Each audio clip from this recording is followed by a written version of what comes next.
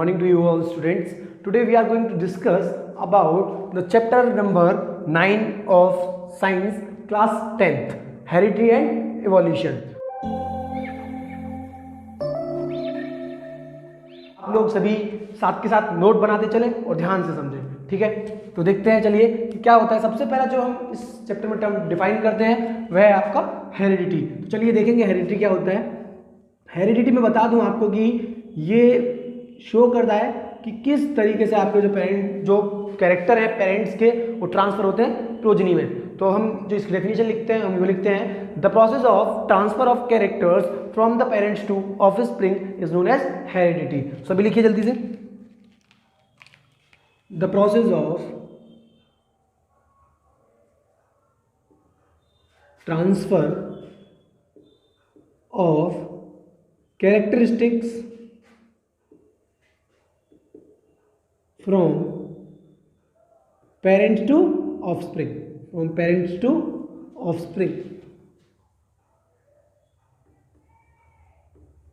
is known as heredity। अब देखिए इसके बाद होता क्या है, सभी स्टूडेंट कंफ्यूज रहते हैं कि हेरिडिटी और आपका इनहेरिटेंस में अंतर क्या है। तो ध्यान रखना, हेरिडिटी जो है वो एक प्रोसेस है जिसमें कि हमें बताया जाता है कि जो ट्रांसफर होना होता है कैरेक्टरिस्टिक का पेरेंट से लेकर के ऑफस्प्रिंग में, उसको एक्सप्लेन किया जाता है। जबकि इनहेरिटेंस क्या होता है, it shows the pathway of transfer of characteristic from parents to offspring, that how characters are transferred from the parents to the offspring. किस तरीके से आपके जो कैरेक्टर्स होते हैं ट्रांसफर होंगे पेरेंट से ऑफस्प्रिंग में, उसे कहते हैं हम इनहेरिटेंस। तो डाल लीजिए नेक्स्ट टर्म, इनहेरिटेंस क्या होता है। Inheritance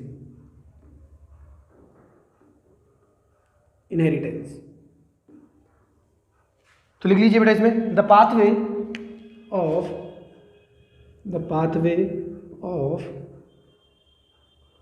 transfer of characters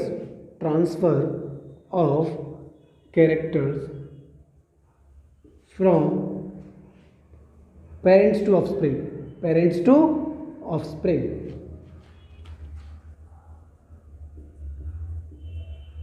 is known as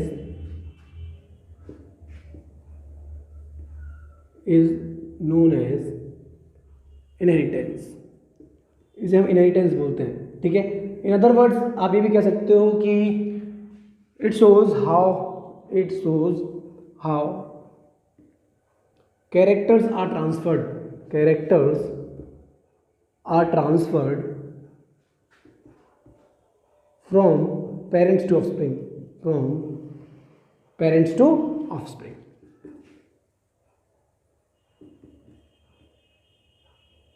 समझ में आ गया सभी को, क्लियर है इतना। चलिए अब इसके बाद देखिए जो हम टर्म पढ़ते हैं वो पढ़ते हैं वेरिएशंस, ठीक है, कि वेरिएशंस क्या होते हैं, ठीक है। तो लिखेंगे सभी इसमें वेरिएशंस। Next term variations. देखिए वेरिएशंस क्या होते हैं, ये वो डिग्री होती है जिससे कि जो ऑफस्प्रिंग होते हैं वो अपने पेरेंट्स से वेरी करते हैं, मतलब वो चेंजेस जो कि ऑफस्प्रिंग के अंदर आते हैं उन्हें हम क्या बोलते हैं, वेरिएशंस। तो लिखेंगे सभी the changes occurred in progeny, जो चेंजेस प्रोजनी में आते हैं, ठीक है, आर नोन एज वेरिएशंस। वो वेरिएशंस कहलाते हैं, ठीक है। अब इसके बाद ये तो क्लियर था, और हम क्या कह सकते हैं इसे, और it is the degree by which, जिससे कि by which offspring differ from their parents, offsprings differ from their parents, जिससे कि ऑफस्प्रिंग जो है वो अपने पेरेंट्स से डिफर करते हैं। क्लियर है सभी को कि वेरिएशंस क्या होते हैं। इसके बाद देखिए जो आपकी वेरिएशंस है वो 2 टाइप्स में कैटेगराइज किए जाते हैं, ठीक है। तो देखेंगे कौन कौन से टाइप्स होते हैं आपके। They are of 2 type,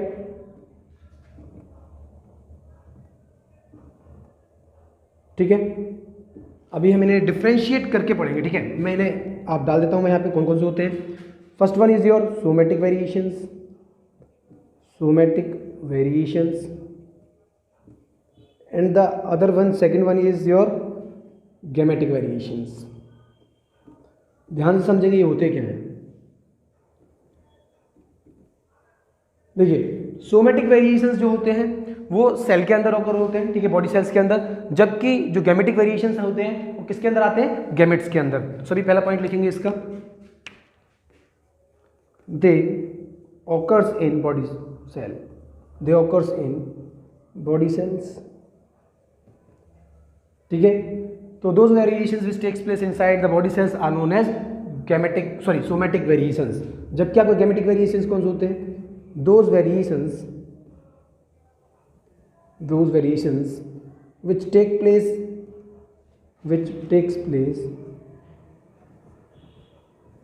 inside the gametes,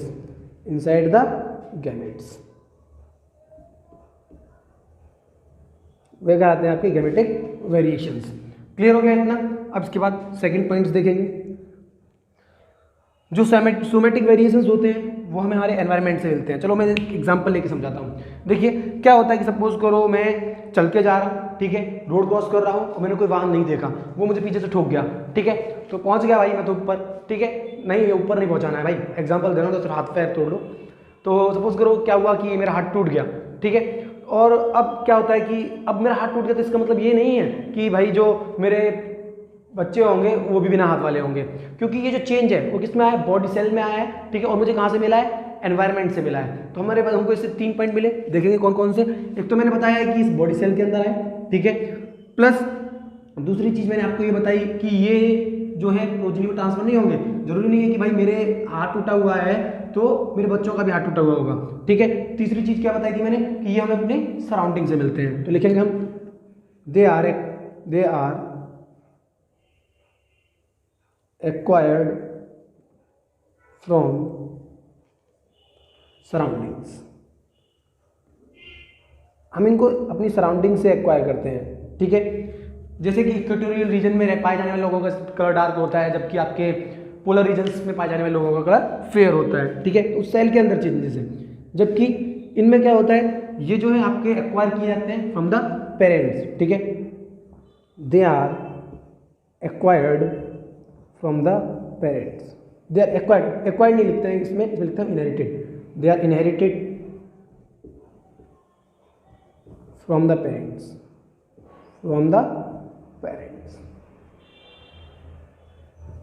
clear है सभी को। इसमें they can not be transferred to the progeny, they can not be transferred to the progeny, ये प्रोजेनी में ट्रांसफर नहीं हो सकते हैं आपके। क्लियर है सभी को इतना। उसके बाद इसमें देखिए जबकि आपके जो गैमेटिक वेरिएशंस हैं ये गैमेट्स के अंदर आते हैं, ठीक है, तो ये आपके ट्रांसफर हो जाते हैं किसमें, ऑफस्प्रिंग में, ठीक है। They can be transferred to offspring, they can be transferred to offsprings. Clear है सभी को। इसके बाद देखेंगे और जो आपके सोमेटिक वेरिएशंस होते हैं उन्हें हम एक्वायर्ड ट्रेट्स भी कहते हैं, also known as acquired traits, also known as acquired traits, ठीक है। और जो गैमेटिक होते हैं आपके वेरिएशन उन्हें बोलते हैं हम, they are known as inherited traits, they are known as inherited traits.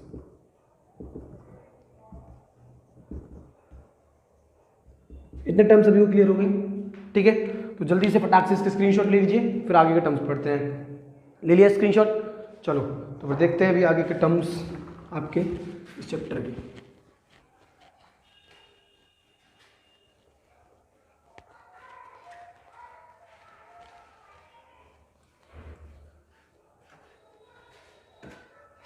देखिए इसके बाद आगे टर्म जेनेटिक्स। वैसे तो मुझे पहले लिखा देना चाहिए था, कोई बात नहीं, अभी लिख लीजिए जेनेटिक्स। जेनेटिक्स क्या होता है, ठीक है, ये वो ब्रांच है बायोलॉजी की जो कि प्रिंसिपल से डील करती है इनहेरिटेंस और आपके जो वेरिएशंस के, ठीक है, जो आपके इनहेरिटेंस और वेरिएशंस के प्रिंसिपल्स हैं उनसे जो डील करती है साइंस की ब्रांच, बायो की ब्रांच, उसे कहते हैं हम जेनेटिक्स। लिख लीजिए बेटा इसमें, branch of biology the branch of biology which deals with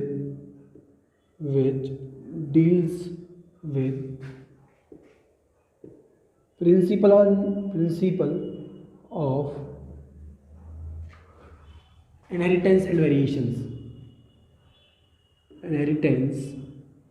and variations, clear है सभी को। और जो आपके जेनेटिक्स के फादर हैं वो कौन है? Grigor Mendel.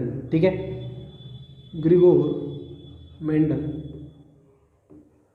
is known as the father of genetics.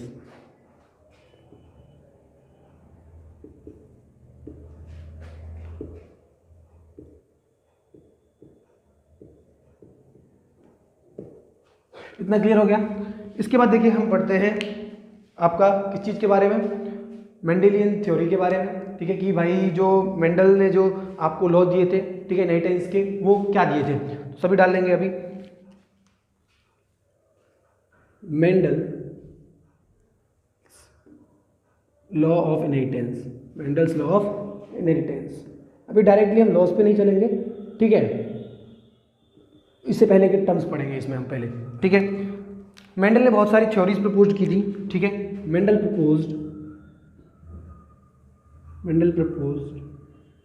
various theories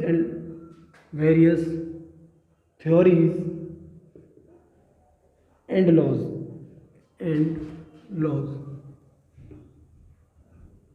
regarding inheritance.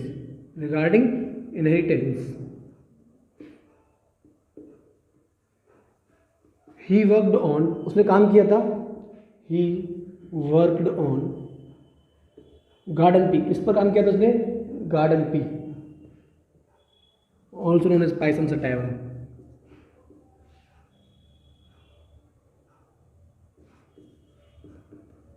ठीक है, फॉर हिज एक्सपेरिमेंट।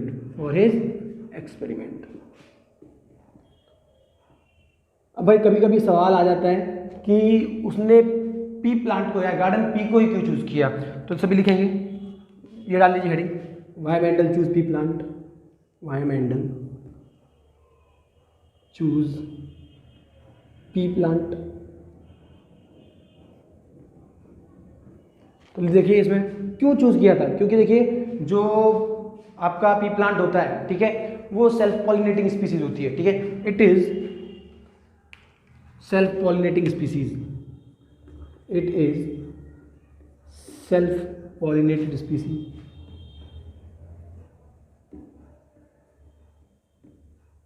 ठीक है। और क्या होता था कि देखिए जो पी प्लांट होता है उसके अंदर जो भी मतलब कैरेक्टर्स होते हैं, ठीक है, उनको हम इजीली पढ़ सकते हैं। ठीक है, वेरिएशंस होते हैं उनमें। ठीक है, variations can be observed easily. Next point लिख लीजिए, variations in P plant, can be observed easily,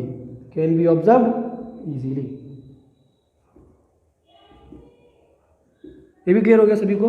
ठीक है, उसके बाद देखिए ये इसलिए भी चुनी थी क्योंकि ये क्या करती है, साल में 2 बार प्रोजनी प्रोड्यूस करती है। ठीक है, it produce progeny twice in a year.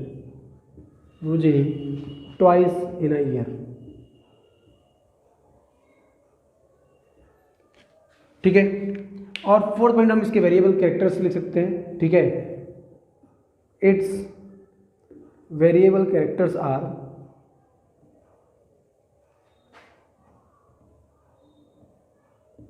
P plant के वेरिएबल कैरेक्टर्स। सबसे पहले इसमें देख लीजिए, जैसे सपोज करो हाइट का होता है, दूसरा seed shape, colour of seed etcetera. तो ये काफ़ी है इतना। ठीक है, तो इनके बारे में बात कर लेते हैं। इसमें भी देखिए जो हाइट होती है पी प्लांट की, ठीक है, वो आपकी इट कैन बी टॉल भी हो सकता है और डॉर्फ भी हो सकता है। ठीक है, seed shape, it has round and wrinkled seed,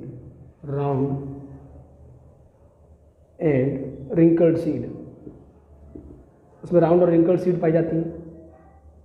और क्या होता है देखिए colour of seed are yellow and green, yellow और ग्रीन कलर की सीड पाई जाती हैं। आई होप आप सभी को समझ में आ गया कि भाई मेंडल ने पी प्लांट को क्यों चूज किया था। ठीक है, फटाक से इसका स्क्रीनशॉट ले लीजिए जल्दी से, फिर नेक्स्ट टर्म्स को डिस्क्राइब करते हैं। ले लिया, चलिए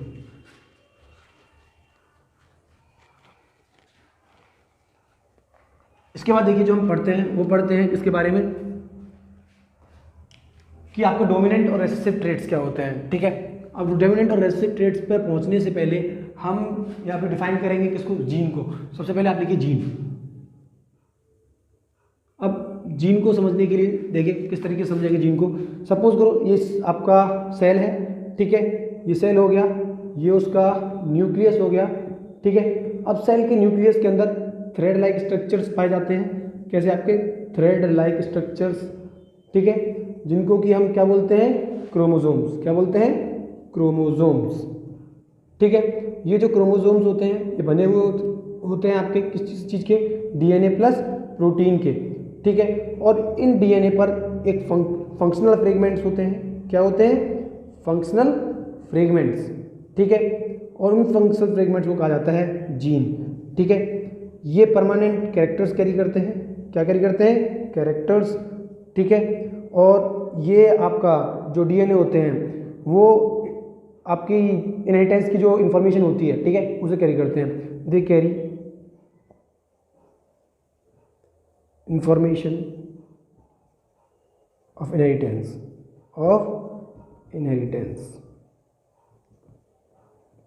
ठीक है। तो चलिए अब लिखते हैं जीन क्या होगा। अब यहाँ से देखिए जीन की अगर डेफिनेशन लिखनी है तो यहाँ से आप देखिए क्या है।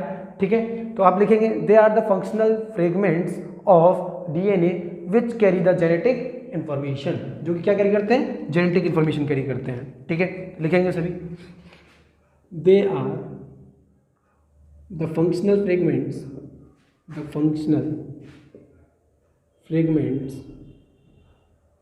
present on DNA of a chromosome।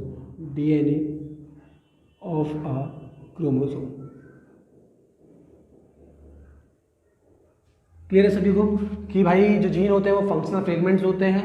ठीक है, जो प्रेजेंट होते हैं डीएनए पर क्रोमोसोम्स के। क्लियर हो गया सभी को। उसके बाद जीन के बारे में हमने पढ़ लिया इसमें। ठीक है, इसके बाद हम पढ़ते हैं एलील्स क्या होते हैं। ठीक है, एलील्स क्या होते हैं, एलील और यू कैन से एलील।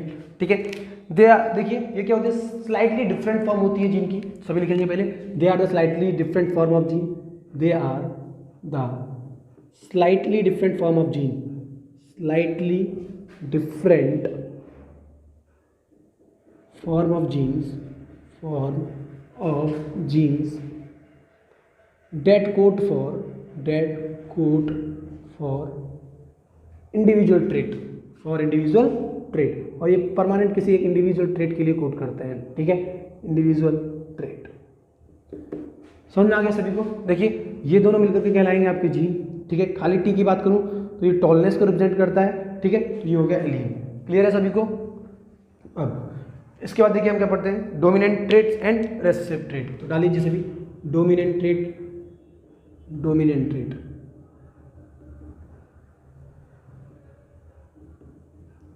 देखिए डोमिनेंट ट्रेट वो ट्रेट होते हैं जो कि अपने आप को प्रोजेनी में अकेले ही रिप्रेजेंट कर सकते हैं। मतलब कि अगर आपका एक भी डोमिनेंट ट्रेट हुआ तो उसका नेचर कैसा होगा, जो डोमिनेंट ट्रेट शो कर रहा होगा। ठीक है, मतलब कि अगर मैं अभी यहाँ पर आपको नीचे क्रॉस बना लेता हूँ, ठीक है, उसके बाद हम उसकी डेफिनेशन डाल दूंगा। ठीक है, तो चलिए मैं आपको क्रॉस के थ्रू समझा देता हूँ कि सपोज करो हमारे पास ये दो पेरेंट्स हैं, कैपिटल टी स्मॉल टी। ठीक है, कैपिटल टी और स्मॉल टी नॉर्मल पेरेंट्स हैं। ठीक है, जब हम कैपिटल टी और कैपिटल टी का क्रॉस करवाएंगे तो आएगा capital T small, capital T. ठीक है, कैपिटल टी का स्मॉल टी के साथ कराएंगे तो capital T small T, small T का कैपिटल टी के साथ कराएंगे तो capital T small T, and small T का स्मॉल टी के साथ कराएंगे तो स्मॉल टी। ठीक है, ये कैसे हुआ। हाँ ठीक है, क्लियर है सभी को। देखिए अब ये जो ट्रेट होगा, ये जो कैपिटल टी वाला है वो होगा टॉल, प्लस ये भी टॉल। ठीक है, उसके ऊपर वाला भी टॉल। ठीक है, और ये वाला जो अकेला है बच्चा है, ये कैरेक्टर कैसे शो करता है, डॉल्फ। तो देखिए इसमें क्या था, अगर एक भी ये जो कैपिटल टी है वो डोमिनेंट है, ठीक है, इसीलिए अगर वो एक भी वो आपका प्रोजनी में है तो वो प्रोजनी कैसी होगी, टॉल होगी, मतलब ये अपने आप को अकेले एक्सप्रेस कर सकते हैं प्रोजनी में, ठीक है। सभी लिखेंगे दोज ट्रेड्स, वो trait, those traits which are, जो कि which are capable of expressing themselves all alone in the progeny, all alone in the progeny, जो अपने आप को अकेले दिखा सकते हैं, ठीक है, डोमिनेटिंग हो दूसरे ट्रेड के ऊपर, तो उसे बोलते हैं हम डोमिनेंट ट्रेड, ठीक है। ये हमेशा आपका रेसेसिव ट्रेड के पहले लिखे जाते हैं, ध्यान रखना, they are always written before recessive trait, they are always written, ऊपर से कैपिटल लेटर में लिखे जाते हैं, they are always written in capital letters before recessive trait,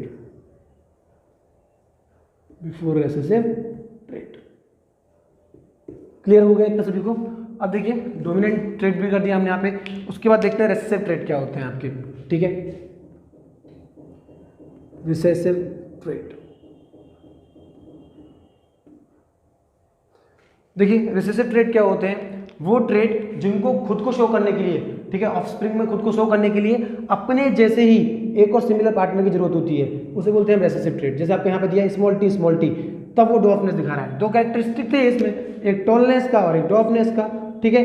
अब आपने देख रहा है कि अगर भाई उसमें एक भी कैपिटल टी है तो सारे कैसे हो जाएंगे, toll.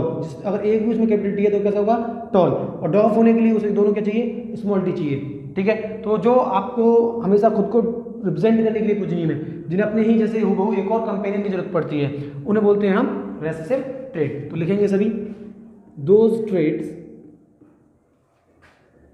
which needs similar companion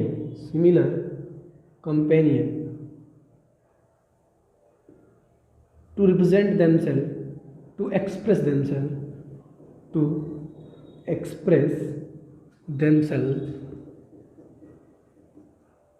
in progeny are known as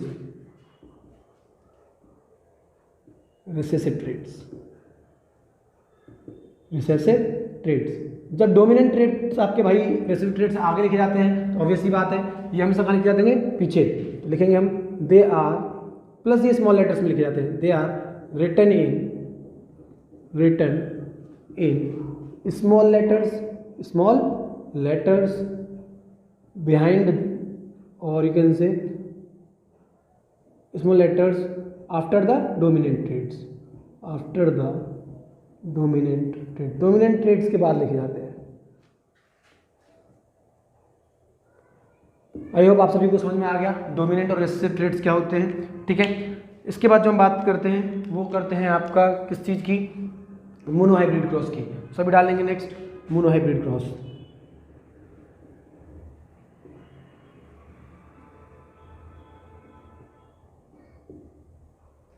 देखिए मोनोहाइब्रिड क्रॉस क्या होता है, वो क्रॉस होता है जिसमें कि आपके सिंगल कैरेक्टर्स के बीच में, ठीक है, टू प्लांट्स के, ठीक है, क्रॉस किया जाता है, उसे बोलते हैं हम मोनोहाइब्रिड क्रॉस। लिखेंगे इसमें the cross between single character, इसके बीच में, सिंगल कैरेक्टर के बीच में, of characters, the cross between the single characters of the same species plant, ठीक है।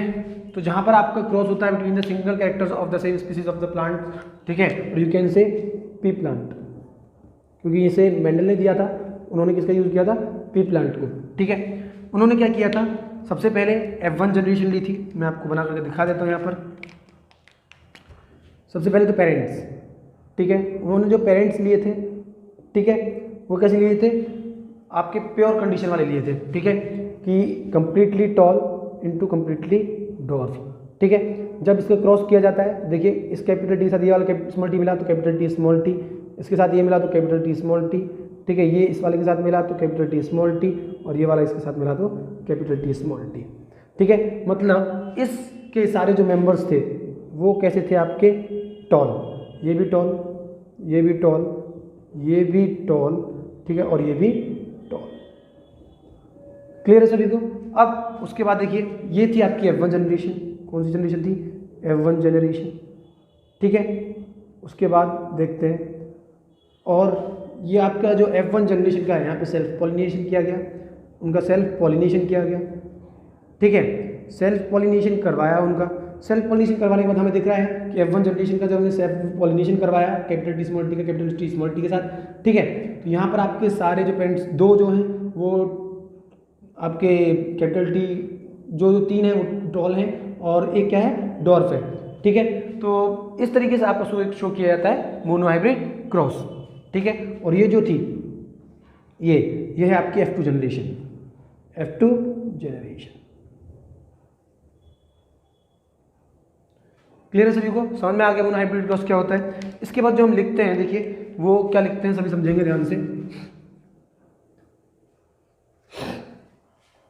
इसमें हम बताते हैं इसके बाद किसके बारे में, फिनोटिपिक रेशियो। पहले तो मैं आपको बता देता हूँ कि फिनोटिपिक रेशियो होता क्या है, सभी डाल लेंगे फिनोटिपिक रेशियो, ठीक है, ठीक है। फिनोटिपिक रेशियो क्या होता है, ये जो है फिजिकल कैरेक्टरिस्टिक्स का रेशियो होता है। जैसे यहाँ पर देखें कितने टॉल हैं, 3, और एक कैसा है डॉर्फ, तो ये 3:1 कैसा रेशियो हो गया, फिनोटिपिक, क्योंकि फिजिकल कैरेक्टर्स के बीच के रेशियो को दर्शा रहा है, ठीक है।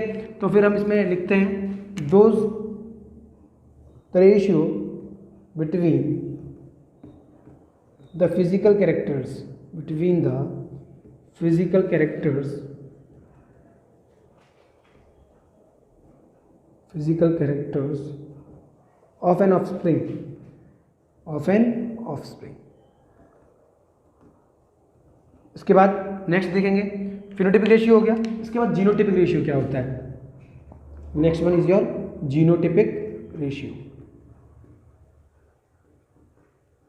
देखिए जीनोटिपिक रेशियो क्या होता है, ये रेशियो होता है किसके बीच में, जीनोटाइप के बीच में, ठीक है। द रेशियो between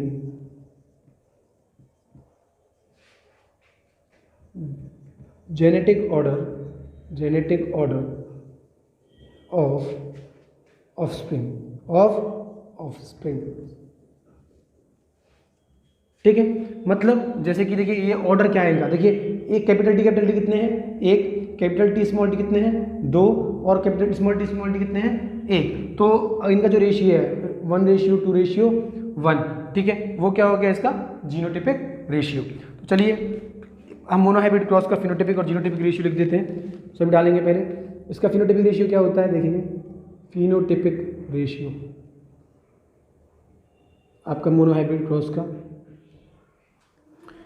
कितना है, आप इसका देखेंगे 1 2 3, मतलब टॉल कितने हैं 3, फिजिकल कैरेक्टर्स की बात हो रही है, टॉल ये कितने हैं 3। उसके बाद देखेंगे स्मॉल कितने हैं, डॉर्फ कितने हैं इसमें से 1, ठीक है। तो इसका फिनोटिपिक रेशियो क्या हो जाएगा 3:1। उसके बाद देखेंगे जीनोटिपिक रेशियो, ठीक है। अब जीनोटिपिक रेशियो क्या होता है ये देखेंगे, आपको दिख रहा है कि भाई यहाँ पर ऑर्डर जो है कैपिटल टी है, ठीक है, कितना है 1, कैपिटल टी स्मॉल टी कितने हैं 2, स्मॉल टी कितने हैं 1, ठीक है। तो इसका जीनोटिपिक रेशियो क्या हो जाएगा आपका 1:2:1, सब डाल देंगे 1:2:1। क्लियर है सभी को आपका कि मोनोहाइब्रिड क्रॉस में और आपका मोनोहाइब्रिड क्रॉस के अंदर फिनोटिपिक और जीनोटिपिक रेशियो क्या होते हैं वो सभी हमने अभी एक्सप्लेन कर दिए हैं। तो फटाफट से इसका स्क्रीनशॉट ले लीजिए, फिर आगे चलते हैं। ले लिया, चलो इसके आगे के टर्म्स को हम डिस्क्राइब करते हैं अभी।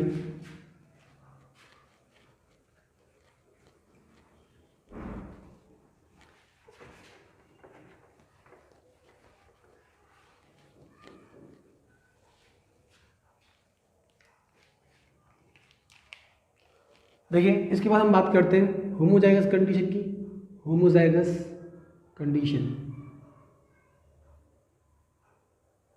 और you can say the trades.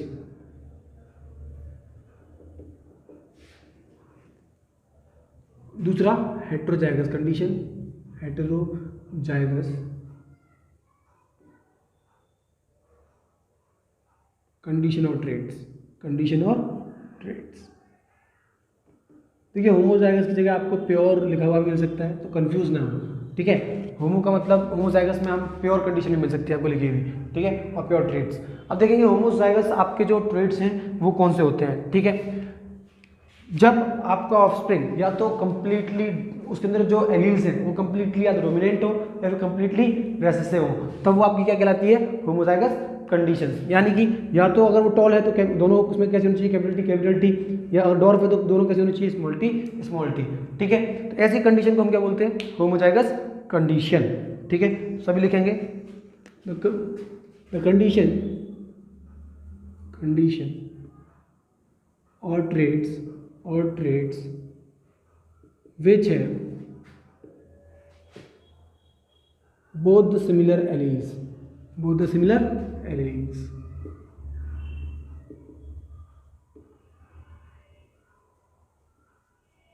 Example में देख लीजिए, कैपिटल टी और स्मॉल टी, ठीक है। हेट्रोजाइगस कंडीशन कौन सी होती है, द कंडीशन और trades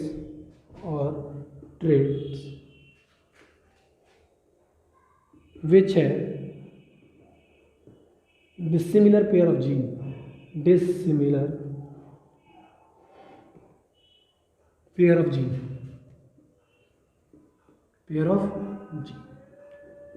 is known as heterozygous condition।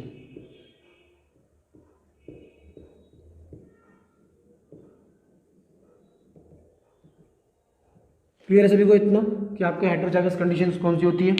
इसके एग्जांपल डालेंगे तो देखेंगे कि एग्जांपल में इसमें क्या आएगा, कैपिटल टी, स्मॉल टी, ठीक है। तो इस तरीके से हमने यहाँ पर डिस्क्राइब कर दिया होमोजाइगस और हेट्रोजाइगस कंडीशंस को। इसके बाद देखिए हम क्या करते हैं, मोनोहाइब्रिड क्रॉस को ही पनेट स्क्वायर के थ्रू दिखाने की कोशिश करेंगे। तो पहले डाल लेंगे सभी पनेट स्क्वायर, जानेंगे कि पनेट स्क्वायर क्या होता है आपका। देखिए पनेट स्क्वायर क्या होता है, it is the graphical representation of a cross, ठीक है, is known as Punnett square in the form of square. जब आपका कभी भी, ठीक है, कैरेक्टर्स को एक्सप्रेस किया जाता है, ठीक है, क्रॉस को एक्सप्रेस किया जाता है, तो उसे बोलते हैं हम पनेट स्क्वायर। तो सभी लिखेंगे the graphical representation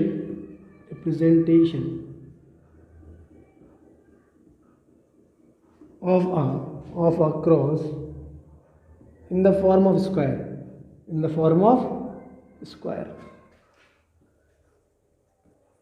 is known as Punnett square, अब देखेंगे इसे शो कैसे किया जाता है, ठीक है। चलिए बताते हैं। जीरो कट्टर्स तो सभी खेलते ही होंगे, ठीक है, वो जीरो एंड क्रॉस वाला गेम। सबसे पहले वही बना लेते हैं इसमें, ठीक है, लीजिए भाई बना लिया। उसके बाद हम इसे स्क्वायर के फॉर्म में कन्वर्ट कर देंगे, ठीक है, इस तरीके से कर दिया ना। अब हम क्या करते हैं, देखिए हमारे पास जो फिर कंडीशन आती है, पहले वाली कंडीशन तो जो थी हमारी प्योर के साथ, जब हमने क्रॉस करवाया था प्योर ब्रीड्स के बीच में, ठीक है, तो उनको तो हम इस तरीके से कर लेते हैं। सारे के सारे कैसे आएंगे, कैपिटल टी स्मॉल टी आएंगे, ठीक है, सारे के सारे capital T small T, capital T small T and capital T small T. अब हम करते क्या है, इसी के इन कैरेक्टर्स को, ठीक है, दोनों साइड पर रख देते हैं, capital T small T and capital T small T. फिर उसके बाद क्रॉस करते हैं, देखिए capital T into capital T, capital T capital T, capital T into small T, capital T small T, capital T into small T, capital T small T. ध्यान रखना हमेशा capital T ही पहले आएगा क्योंकि वो डोमिनेंट है, ठीक है, और small T and small T. तो इसको बोलते हैं हम पनेट स्क्वायर। क्या बोलते हैं, पनेट स्क्वायर। अब इसमें देखिए अगर हम रेशियो की बात करें तो यहाँ पर भी आपका फिनोटाइपिक रेशियो अगेन क्या रहेगा, फिनोटाइपिक रेशियो 3 टॉल 1 डॉर्फ, ठीक है, तो वो कैसे हो जाएगा आपका इज इक्वल टू 3:1। और जीनोटाइपिक रेशियो की बात करें तो genotypic ratio is equal to 1:2:1। क्योंकि हमें पता है ये हमारा टॉल है, ठीक है, ये हमारा टॉल है, ठीक है, ये भी टॉल है, ये कैसा है लेकिन डॉर्फ। क्लियर है सभी को, समझ में आ गया पनेट स्क्वायर क्या होता है, ठीक है। तो हम पहले तो यहाँ पर प्योर कंडीशंस पेरेंट्स के बीच में इस तरीके से क्रॉस करवाते हैं, समझ लीजिए इसे ध्यान से, पेरेंट्स के बीच में क्रॉस करवाते हैं, ठीक है। फिर F1 जनरेशन आती है, ठीक है, फिर F1 जनरेशन को हम क्या यहाँ पर रखते हैं स्क्वायर में, ठीक है, तो फिर उनको क्रॉस करवाते हैं इस तरीके से। तो इस तरीके के रिप्रेजेंटेशन को हम क्या बोलते हैं, Punnett square. So it is enough for today. In the very next video we will complete the dihybrid cross, ठीक है, law of Mendel's law of inheritance, ठीक है, एंड सेक्स डिटर्मिनेशन। इन 3 टॉपिक को हम अगली वीडियो में कवर कर देंगे और आपका इस ईयर के हिसाब से जो हेरिडिटी का सिलेबस है वो भी कंप्लीट हो जाएगा, ठीक है। सो गाइज प्लीज़ आप होमवर्क करते रहें, साथ के साथ नोट्स बनाते रहें और प्रिपेयर करते रहें। अगर किसी को कोई भी डाउट होता है तो प्लीज़ कमेंट सेक्शन में मेंशन करके हमें बताएं, ठीक है। और जिन लोगों को भी इनके नोट्स चाहिए, ठीक है, वो हमारे इंस्टाग्राम पेज को फॉलो करें, लिंक डिस्क्रिप्शन में दे रखा है मैंने। और इस वीडियो को उन लोगों से ज़्यादा शेयर करें जो कि कोचिंग क्लासेस अफोर्ड नहीं कर पा सकते हैं, क्योंकि ये मेरी जो वीडियोस हैं उन स्टूडेंट्स के लिए खास तौर से डेडिकेटेड है। So please share them as much as possible, like, comment and share. Thank you guys.